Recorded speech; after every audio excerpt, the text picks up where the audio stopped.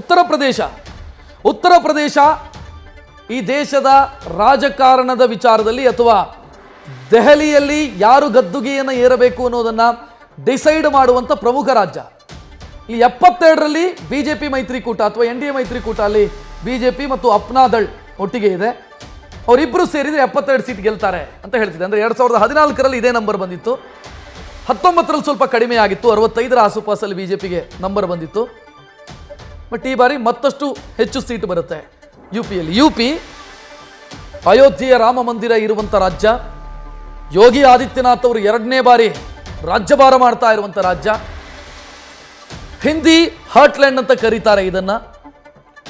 20 ಕೋಟಿಗೂ ಅಧಿಕ ಜನಸಂಖ್ಯೆ ಇರುವಂಥ ರಾಜ್ಯ ಮತ್ತು ಇದನ್ನ ಮಿನಿ ಭಾರತ ಅಂತಾನೆ ಕರೀಬಹುದು. ಯಾಕಂತಂದ್ರೆ ಈ ಉತ್ತರ ಪ್ರದೇಶ ಇದೆಯಲ್ಲ, ಜಗತ್ತಿನ ಬಹುತೇಕ ದೇಶಗಳಿಗಿಂತ ದೊಡ್ಡ ರಾಜ್ಯ ಇದು.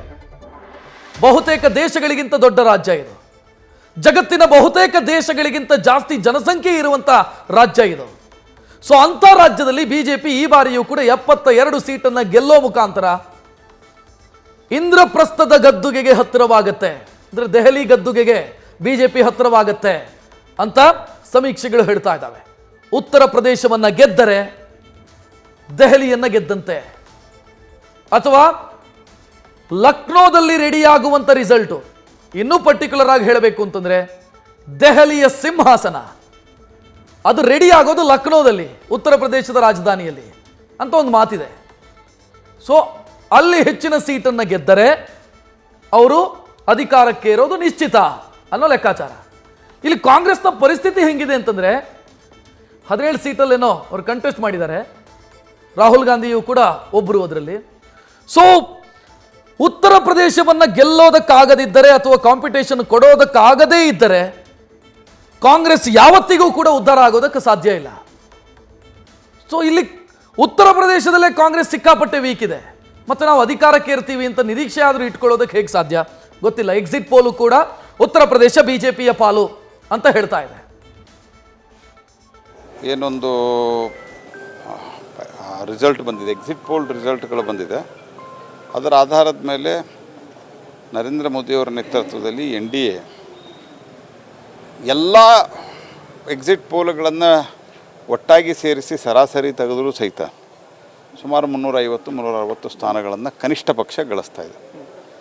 ಆದರೆ ನನಗೆ ಸಂಪೂರ್ಣವಾದಂಥ ವಿಶ್ವಾಸ ಇದೆ, NDA 400 ಅಂತೇನು ಮೋದಿಯವರು ಕಾಲ್ ಕೊಟ್ಟಿದ್ದರು, ಅದರ ಸಮೀಪ ಇಲ್ಲ, ಅದನ್ನು ಪಾರು ಮಾಡಿ ಭಾರತೀಯ ಜನತಾ ಪಾರ್ಟಿಯ ನೇತೃತ್ವದ NDA ಮುಂದಕ್ಕೆ ಹೋಗ್ತದೆ. ನರೇಂದ್ರ ಮೋದಿಯವರ ನೇತೃತ್ವದಲ್ಲಿ ಕಾಂಗ್ರೆಸ್ ಪಾರ್ಟಿ ಶುರುವಾತ್ನಿಂದ ಅದು ಒಂದು ನಕಾರಾತ್ಮಕ ಧೋರಣೆಯನ್ನು ಅನುಸರಿಸಿತ್ತು. ಅವರು ರಾಷ್ಟ್ರೀಯ ಮಟ್ಟದ ಈ ಚುನಾವಣೆಯಲ್ಲಿ, ಲೋಕಸಭಾ ಚುನಾವಣೆ ಅಂದರೆ ಪ್ರಧಾನಮಂತ್ರಿಗಳನ್ನು ಭಾರತದ ಸರ್ಕಾರವನ್ನು ಆರಿಸೋ ಚುನಾವಣೆ.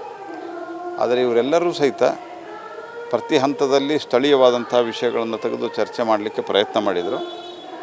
ನಾವು ಫ್ರೀ ಕೊಟ್ಟಿದ್ದೇವೆ, ನಾವು ಭಾಗ್ಯ ಕೊಟ್ಟಿದ್ದೇವೆ ಅಂಥೇಳಿ ಅದನ್ನೆಲ್ಲ ಜನ ಅತ್ಯಂತ ಸ್ಪಷ್ಟವಾಗಿ ತಿರಸ್ಕರಿಸಿ, ನಿರಾಕರಿಸಿ, ದೇಶದ ಹಿತದೃಷ್ಟಿಯಿಂದ, ದೇಶದ ಸುಭದ್ರತೆ, ದೇಶದ ರಕ್ಷಣೆ ಮತ್ತು ಬಡವರ ಹಿತದ ದೃಷ್ಟಿಯಿಂದ ಬಡ ಜನ ಭಾರತೀಯ ಜನತಾ ಪಾರ್ಟಿಗೆ, ನರೇಂದ್ರ ಮೋದಿ ಅವರಿಗೆ ಮತವನ್ನು ಹಾಕಿದ್ದಾರೆ.